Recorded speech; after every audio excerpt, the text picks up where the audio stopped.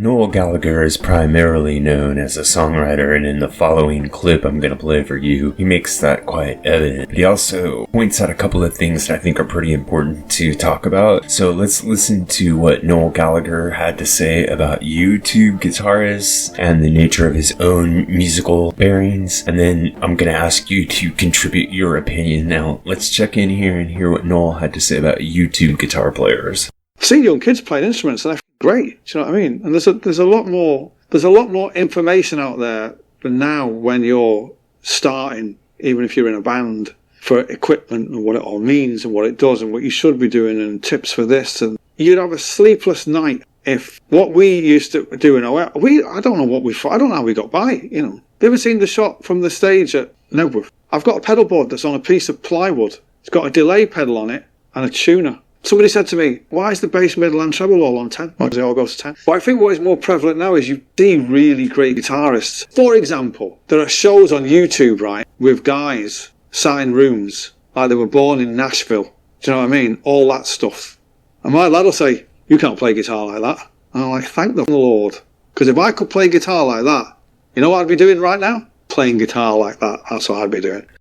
So his point is, if he was a great technical guitar player, he might be stuck in his room playing for a YouTube audience rather than having the career that he had with Oasis as a songwriter who basically only knew 4 or 5 chords. So my interest in his comments is basically on his point about YouTube guitar players being stuck in their rooms and only having the audience that they have for social media. And my point is, right now, if there was a band who had a song like Live Forever and they were the same musical caliber as Oasis and they had the same production level and the same songwriting and the same vocals and they put that song out, it would probably get a little bit of a bump for a day or two, maybe a week, and then it would disappear forever because it's a different world. Whereas someone who is an incredible guitar player and technician can put up a video of themselves shredding and get 10 million views that otherwise they would have never have gotten at all. They'd have just been playing for themselves, their family and their friends, and then if they played in a bar band, they wouldn't really get a chance to shred. So it's a bit of a give and take, and I can see where Noel Gallagher's very happy his lot in life and the musical path that he fell, and it's not hard to see why. But at the same time, that path is not available to very many people and never has been, and it's available to even less people now than ever before.